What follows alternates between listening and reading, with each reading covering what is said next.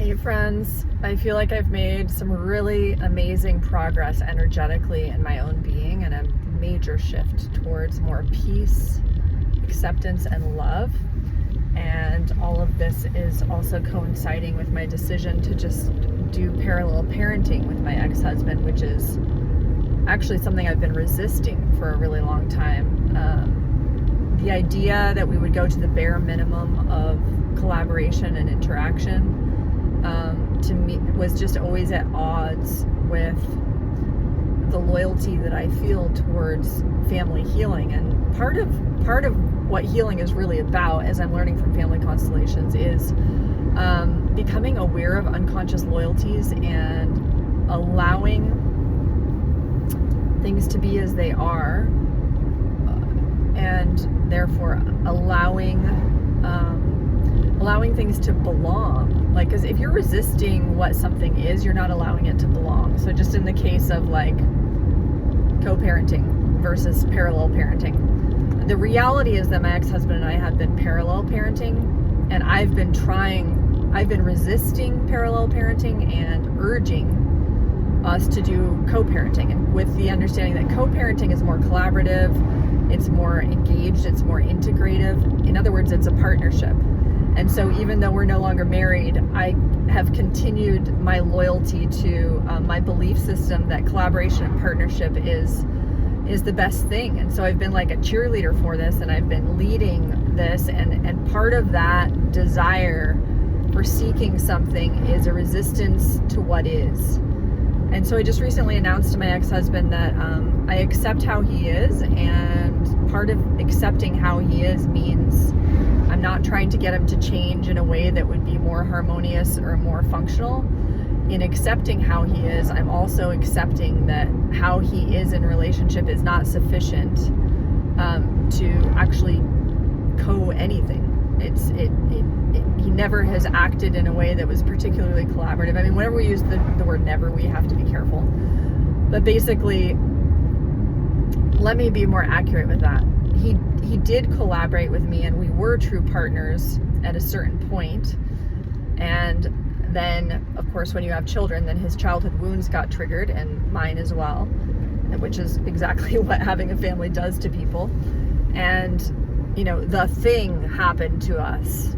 This thing that happens to men and women, which, you know, has some variation on the theme, but is more or less, I would say, an archetypal experience that occurs by way of the default roles that people end up in once they have children. And it's just so archetypal that that's one reason why I was hugely in favor of staying together and keeping the family intact, because it was like, seriously, you want to break up because we're having all the same feelings and emotions that pretty much anyone who has a child with someone else will experience?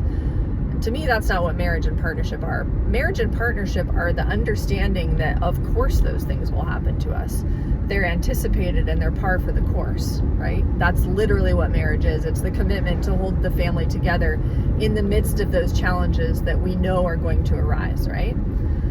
Marriage isn't something that's only worth doing because you somehow ended up being the couple that doesn't experience what everyone else does, and doesn't get any childhood wounds activated, right? So anyway, where was I going with all of that? Where I was going with all of that is that, you know, marriage and having children elicits these archetypal struggles between men and women. And they also elicit ancestral patterns and ancestral unresolved ancestral entanglements. And these entanglements occur because of disowned energy. So whenever something is told it doesn't belong, then it creates a situation where that energy from the family psyche and the family soul and the family conscience has to find a new, I don't want to call it a victim, but a new vacuum or opening or blank slate to entangle with in order for that disowned energy to be integrated back into the family. So this is a natural law. It's automatic. It's not a moral law from on high, from a judgmental or rigid God. It's just almost like a law of physics, right? So as a result of that, a lot of what we're experiencing as dysfunction in our lives is coming not only from unconscious loyalties to belonging, for example, feeling loyalty to dysfunction unconsciously, because if you grew up in a dysfunctional family, that's how you feel like you belong, right? But also loyalty to people that experience things that happened at a time when we weren't even alive, that we aren't even aware of. So yeah, that seems like, why would anyone take on family constellation? Like, that seems like an impossible task to wrap your mind around the reality that, and I do believe it is a reality based off of what I've read about it, that a lot of what you take to be your own dysfunction that perhaps arose from the more immediate imbalances in your early childhood is actually an energy that has chosen you for whatever reason as the candidate to help the family soul integrate things that happened that the family may not even remember, may have happened a few generations back, right? Which again, it just sounds like, how would we take on something of that scope if it's unconscious or it's been exiled to such a degree that we're not even aware of it anymore? Well, we become aware of it through the dysfunctions, right? And so essentially, anytime we're deeply entangled with someone, in other words, there's a deeply embedded drama that feels archetypal or is very extreme in the intensity of the emotion, the likelihood that we're entangled with a disowned energy is very high. So what I've become conscious of recently in sort of inquiring into, could this be happening with me, is that I think it's very, very plausible that I have been entangled with my ex-husband's family line, specifically his mother, and her anger, which was not adequately expressed or acknowledged, and no repair occurred. And so the disowned and displaced anger, since her family took on the approach more of just everyone play happy and shove things under the rug and pretend like as long as we perform as a family, like we look like we're all well adjusted, that's all that matters. And we'll just suppress the stuff that's uncomfortable and tell the story that divorce is good and try to be all hunky-dory about it, when the reality is that there's an enormous amount of anger still in the system, right? So in addition to the anger that I feel towards my ex-husband, I also recognize that I can be representing his mother's anger. And because once you've had children with someone, you're bound by fate through blood, right? And so you can embody energies even from your partner or ex-partner's family line. I mean, you could see that anger as coming from so many different women in my line, probably many, many women. And this is just another way of saying that to the extent that previous generations perhaps were more repressive in their, or did not have the skills to integrate things emotionally, that those things are outstanding, right? And so whenever there's a very strong intensity of emotion, it is an indication that there's an entanglement. One example would be if there's a rape in the family and that rape was not acknowledged, or perhaps was even denied, and the person who was raped had to bear the secret on behalf of the entire family, then someone in a future generation will suddenly be raped, and then that opportunity for the rape to be acknowledged and the repair to occur by way of acknowledging that it belongs in the sense that it happened, that if that acknowledgement doesn't happen and that is rejected and shoved away and exiled, then it will have to perpetuate, it will have to continue, right? So these things keep arising, these old unresolved things, and they accumulate so that they can be integrated and so that they can belong. And part of allowing something to belong, as I'm learning, is it's something that we don't do naturally, because why would you want to allow something terrible to belong? It almost seems like we're sanctioning something. That's not the case. So in family constellation therapy, essentially what's being said is that we all have a fate. And that doesn't preclude choice, because our choice is how we react to our fate. And then families also have fate, and entire countries have fates, and human beings have fates within different times where they go through certain things. For example, on a cultural level and on a global level, the time that I lived in, I was fated to experience the COVID pandemic. So that's a fate on a broader scale. And of course, we all used our free will and choice, whether that was honored or not, to determine how we would choose to react to the fate of living this time. Similarly, how we choose to interpret and react to, the events of being fated to re-experience something that a previous family member experienced that was unresolved and rejected, is where our free will comes into play, right? But fate is just what happened. And so a lot of our dysfunction and entanglement occurs by way of rejecting what is, by way of resisting what is. And the mentality that goes along with this is this belief. It's a resistance of reality through the belief that people should have behaved differently, or it should have gone another way, or if people had acted differently, it would have gone another way, but it didn't. So I've just been really taking this to heart, this idea of accepting what is. In other words, accepting fate, consenting to fate. I think I mentioned that in the previous video. I have to park since I'm going on a dirt road. But actually really applying it. So not just being interested in this concept, because we also often hear about like surrendering to fate or learning how to surrender to life more. And I don't think consenting to fate is the same thing.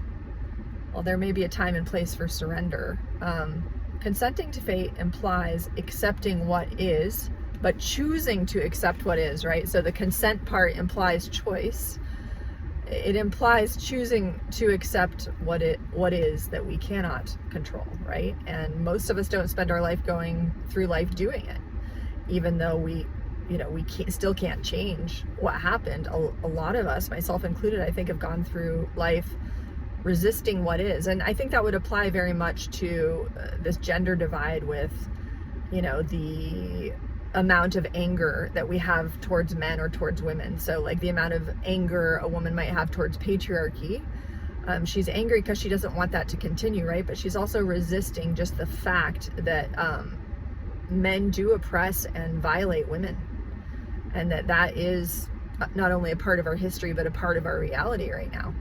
And many men resist the fact that women are really angry at men, and that there are even such extremes that there are feminists who believe that men shouldn't exist, which of course is an absurd idea, because then the perpetuation of the species would end. But, there's all kinds of extremes.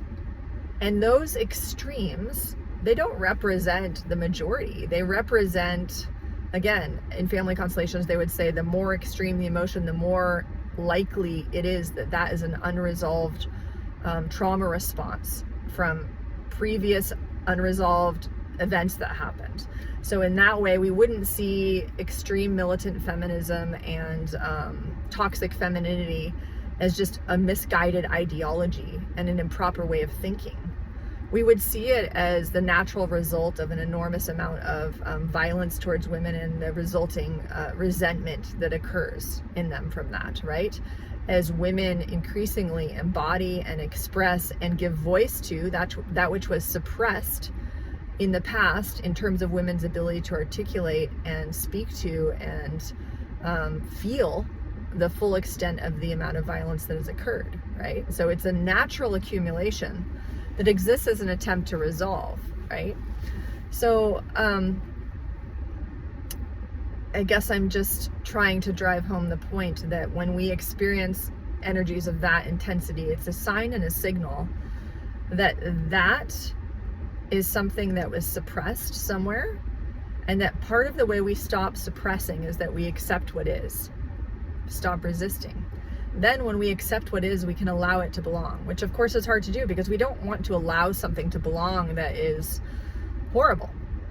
But the people who've been working with family constellations, they've been working with people, whose families lived through the Holocaust, all sorts of just absolutely horrendous things, incest. And part of what John L. Payne has said in his books is that one reason that we don't have compassion for perpetrators is because we don't think about how, when someone is a perpetrator, that they harm themselves. And if we disown perpetrators, then we're essentially doing exactly what they did to whoever was victimized by them. When a perpetrator victimizes someone, they disown their right to humanity, they deny their sense of belonging as a human, and then the victims do that exact same thing to the perpetrators, and so it's that endless cycle, right? And I think it's just an absolute fact that many of these scenarios that arise where there's a victim and a perpetrator occur by way of these relational dynamics that occur when we're in a role and when there's any kind of dependency. And so it makes sense, to the extent that women are biologically dependent on men, that it would be much easier to abuse them. And the fact that they have been abused is what is. And the fact that they're angry about that and have become abusive in turn is what is. And so it's not true that these things shouldn't have happened, because they did. And so coming to terms with what is, I think, is just so essential, not only to make headway, but because it frees up energy. And so this is what I've been doing with my ex-husband. I've just come to terms with what is, how he behaves, and really just start to accept him for who he is. And what I've come to terms with is that my resistance to how he was, and my belief that he should be more collaborative, and that I needed to spearhead healing in our family, and that I needed to take the lead, well, it disowned his ability to do so. And it also was in resistance to the reality that he doesn't lead in that way. And it has taken me literally, 15 years of dealing with this man and repeating this exact same pattern of trying to get partnership, of trying to get collaboration, of trying to improve things, of trying to heal, all while being in denial of the reality that I had the fate of marrying a man who's extraordinarily inconsistent because of his trauma. Now, by accepting what is, which is that he's an inconsistent person in a way that does not allow a functional relationship to happen, I'm not denying his potential. I'm also not closing myself off to the possibility that he might change. I'm just getting out of the denial that I'm going to be the one that's going to inspire or elicit that change in him, right? Because, most of our behavior isn't really happening consciously anyway. So again, if I am trying to explain to him or inspire him verbally,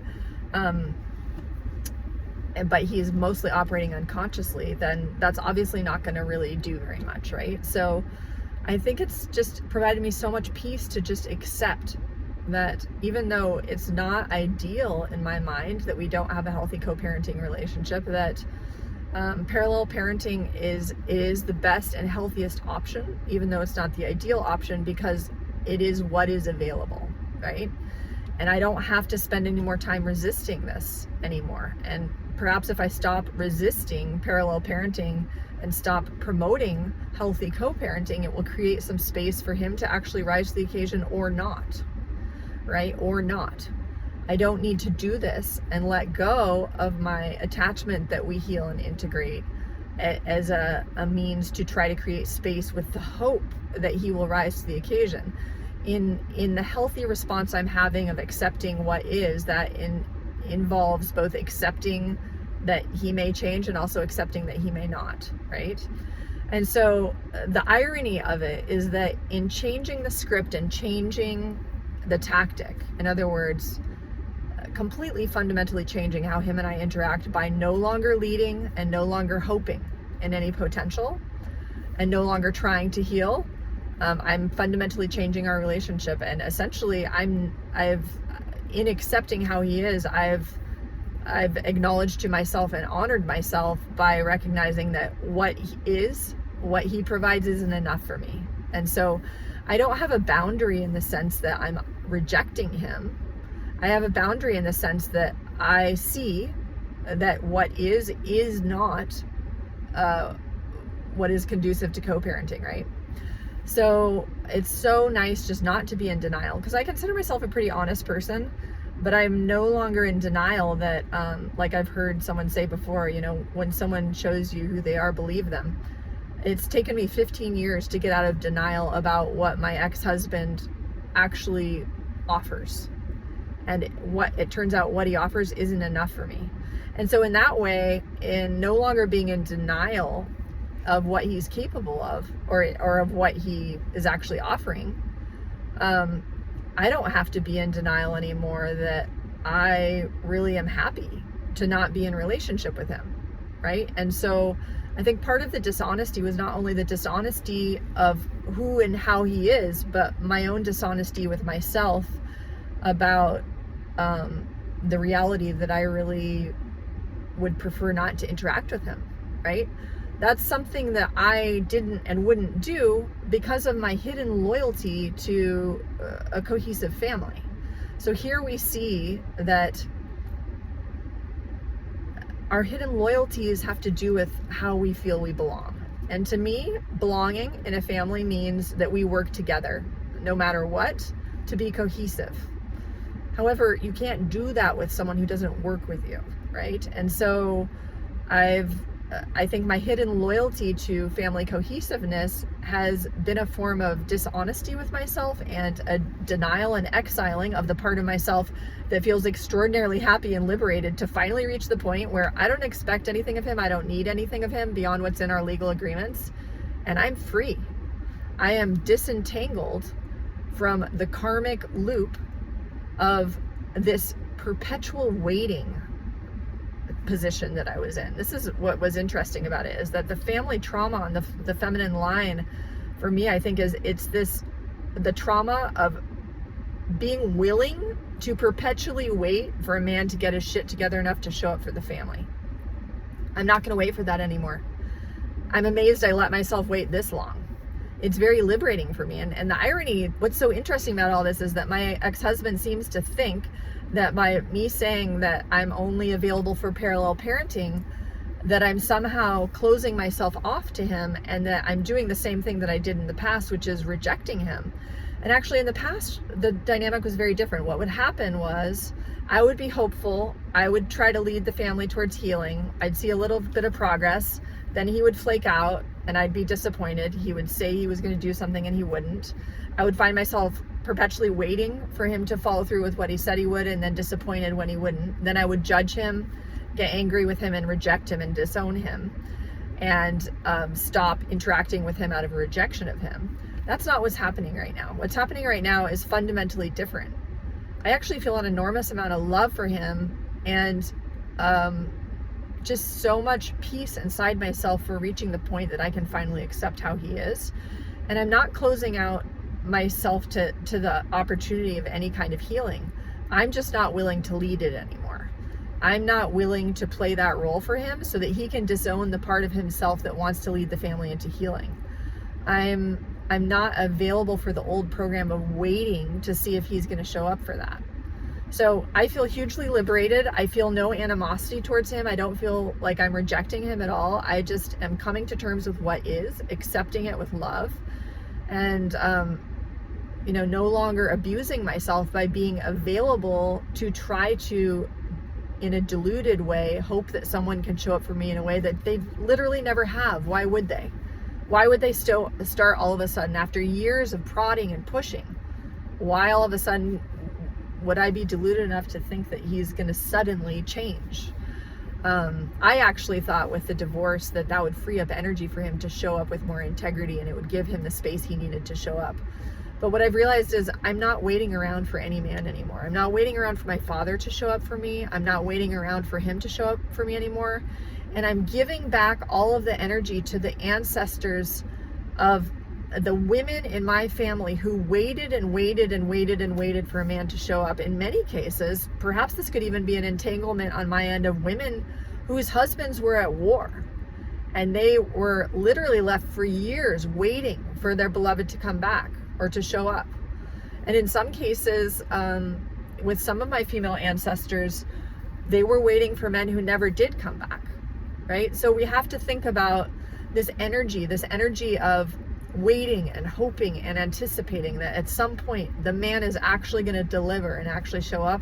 That there are many, many ways that women throughout history have experienced that inability of the male to show up.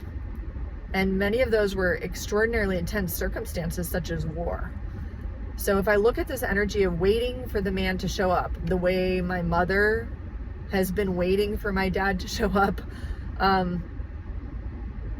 the first step in the possibility of there being any room for men to do that is for us to just accept that they're not, and to be at peace with that. And I just can't tell you how much liberation has occurred energetically in my system, because it takes so much energy to wait for someone and to hope for someone and to invest in hope. And like my dad, who's a very wise person, once said, hope is for the hopeless. And so I'm just so relieved to not be putting my eggs in that hope basket anymore. I don't hope for healing for my family. I don't hope that my